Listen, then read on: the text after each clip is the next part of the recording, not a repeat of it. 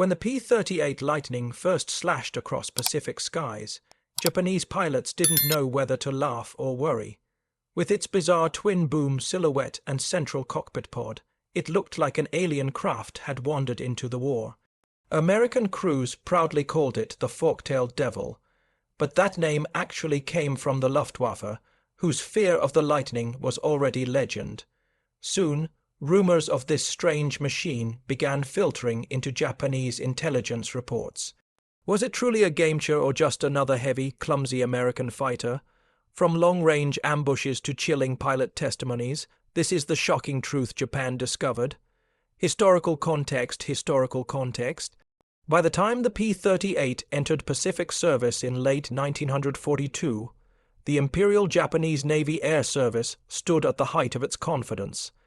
The A6M0 had dominated early campaigns, downing Allied aircraft in terrifying numbers and cementing Japan's belief in its own aerial supremacy. The Americans, however, had quietly been developing something different. Not a nimble turn fighter, but a high-speed, high-altitude predator designed for range and hitting power. Lockheed's Lightning was already proving itself in Europe as both a long-range escort and a deadly interceptor. In the Pacific, its range offered something the Americans desperately needed: the ability to engage the Japanese far from their bases over open water and escort bombers on missions deep into enemy territory. From the Japanese perspective, this odd new machine was a puzzle. Their doctrine was built on close, range maneuver-oriented combat, not speed duels at altitude. Early intelligence downplayed the Lightning as another heavy fuel-laden brute that would falter in a dogfight. But when the first P-38s arrived over the Solomons, chasing Zeros from impossible distances and returning to base unscathed, it became clear this was not just another American fighter. It was something designed to fight a different kind of war. Technical specifications. The P-38 Lightning didn't just look different, it was different. Its twin Allison V1007, 110 turbo-supercharged engines gave it a top speed of over 400 mph, a figure that stunned Japanese analysts who were used to encountering American fighters 50 to 80 mph slower than their own Zeros.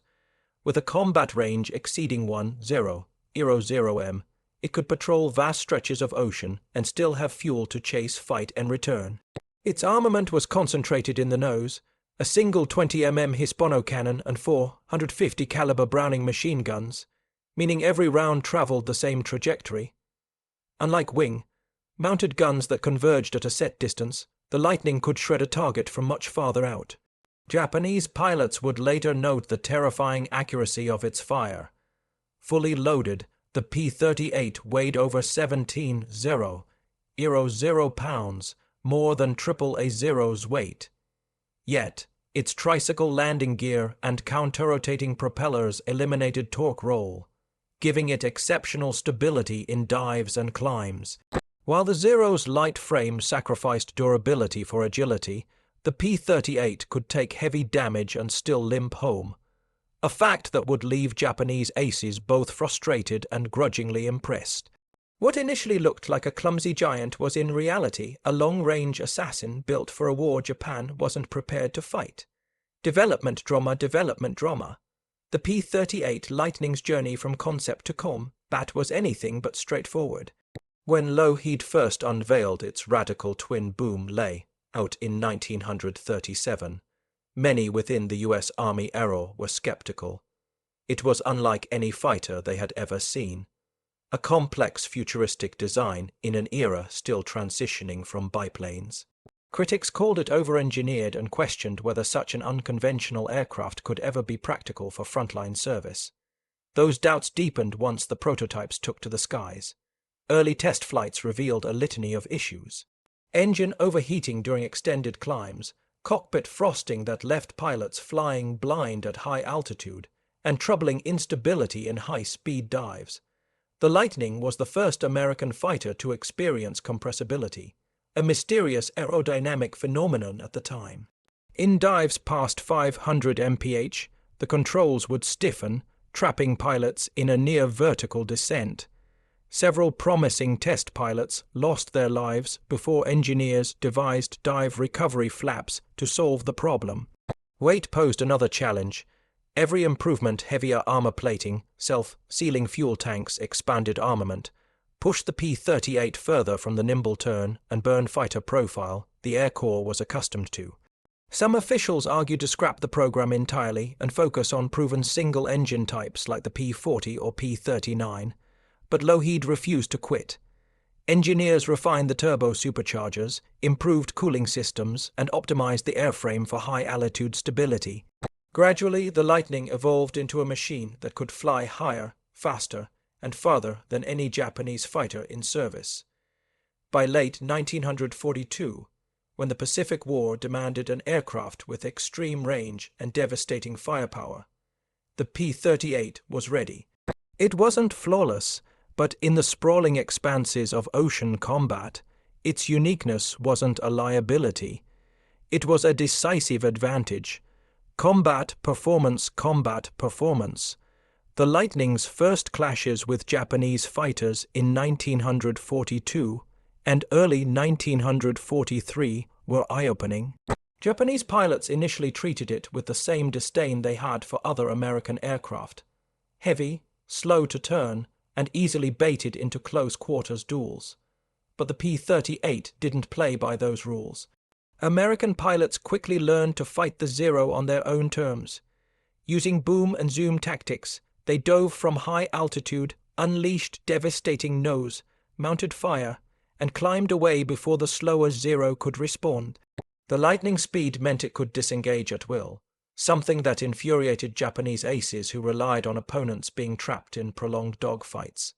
Perhaps most alarming for Japanese commanders was its ability to escort bombers far beyond Zero range. Missions that once left bombers unprotected now had a wall of Lightnings clearing the skies. Reports from Rabble and Bougainville began noting that the P-38 could arrive over target areas without warning and linger there longer than expected.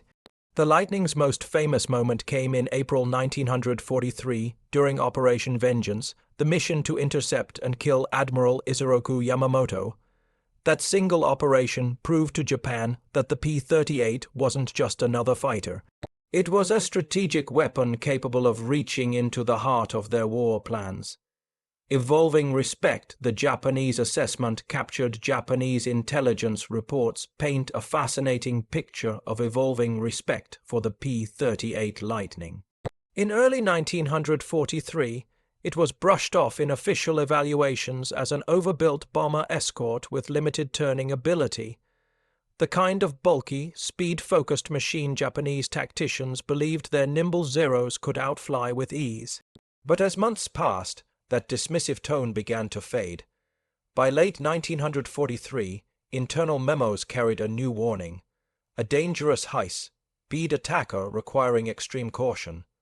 Pilots returning from encounters with the Lightning reported its greatest danger wasn't in a turning duel. It was in how it avoided one entirely. Its blistering diving speed meant that once a P-38 was on your tail, escape was nearly impossible. 108 recorded in his diary, "It comes from above like a hawk, strikes, and is gone before your guns can speak." The Lightning's long range added another layer of frustration. Japanese air crews described the unsettling experience of having it appear seemingly from nowhere, engage briefly, and then vanish into the clouds, only to reappear minutes later from an entirely different direction.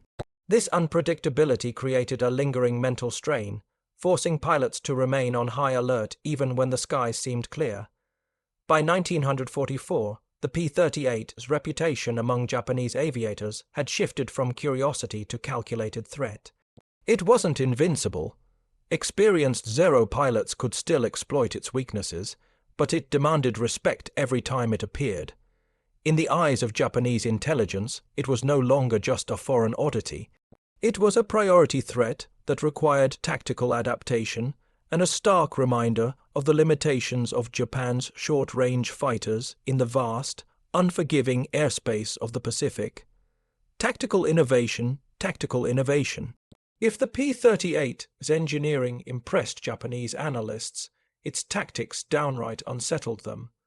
Unlike early war American pilots who had tried and failed to match the Zero in tight turning dogfights, Lightning pilots learned quickly that speed, altitude, and surprise were their greatest allies.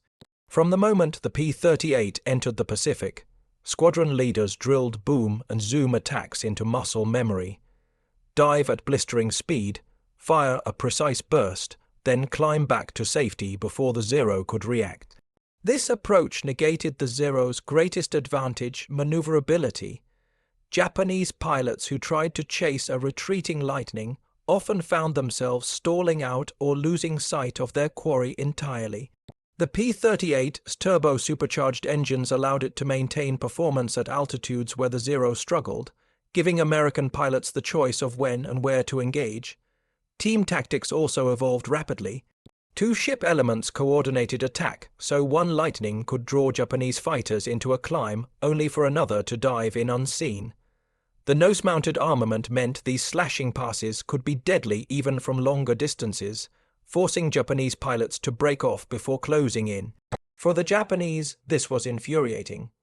The very idea of refusing an honorable turning duel went against their combat ethos, and Lightning pilots exploited that mindset mercilessly. The result was an aircraft and tactic pairing that undermined not just Japanese aircraft performance, but the cultural expectations their pilots carried into every fight. By mid-1943, Tokyo's air planners were no longer dismissing the Lightning as just another American brute. They were studying how to counter it. Psychological impact, psychological impact. If the P-38 changed how the Japanese fought, it also changed how they felt about fighting. Early in the war, Japanese pilots approached American fighters with confidence, even arrogance. The Zer's agility and the pilots' combat experience had given them a sense of near invincibility. But the Lightning was a different kind of enemy. It didn't come to play by the same rules. Reports from Japanese squadrons in the Solomons and New Guinea began to describe a creeping unease. The P-38's long range meant it could appear where it wasn't expected, deep behind enemy lines. Its speed and climb rate meant that once it was on you, there was little chance to shake it. Pilots began speaking of a double-edged fear. Fear of being caught by a P-38 and fear of missing the chance to strike before it vanished. Psychologists today might call it anticipatory anxiety. For Japanese pilots, it translated into hesitation, that deadly pause before committing to an attack. The Lightning's ruggedness made matters worse. Many Japanese veterans recalled pouring rounds into a P-38 only to watch it dive away, trail smoke, and somehow keep flying. In contrast, a Zero couldn't survive that kind of punishment. As this psychological shift took hold, even veteran Japanese aces began making more conservative choices in combat, avoiding risky maneuvers that might leave them exposed. By 1944, the Lightning wasn't just a physical threat. It had become a mental one, eroding the confidence that had been the foundation of Japanese aerial dominance. Legacy and impact, legacy and impact. The P-38's legacy wasn't measured solely in kill counts, though it racked up impressive numbers against both Japanese and German aircraft. Its true impact lay in how it reshaped the air war in the Pacific. It forced Japan to confront the uncomfortable truth that speed, firepower, and range could outweigh maneuverability in modern combat. For the Americans, it validated the idea that aircraft didn't need to be the best in every performance category to win. They needed to be matched to the right tactics. The Lightning also played a pivotal role in attrition by enabling long-range bomber escorts and deep penetration fighter sweeps. It contributed to the destruction of Japan's irreplaceable veteran pilot corps.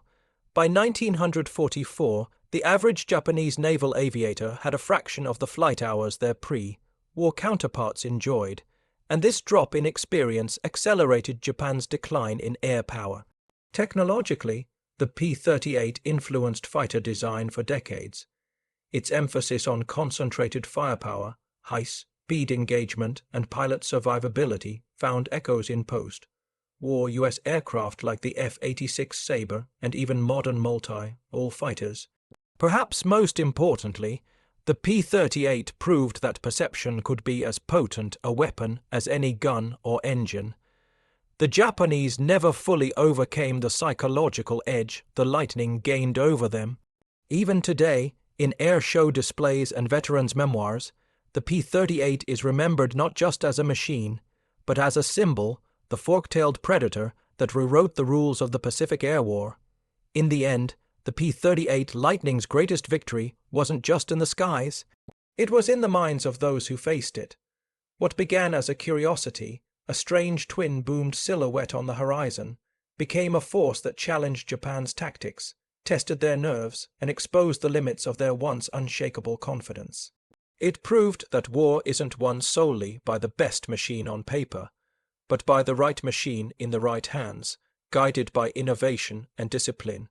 Today, only a handful of Lightnings remain airworthy, their distinctive hums still turning heads at air shows. For historians and veterans alike, they stand as a reminder that in aerial combat, adaptation often trumps perfection. The P-38 didn't just fight the war, it helped change the way wars would be fought forever. If you want more untold stories of legendary aircraft, be sure to subscribe.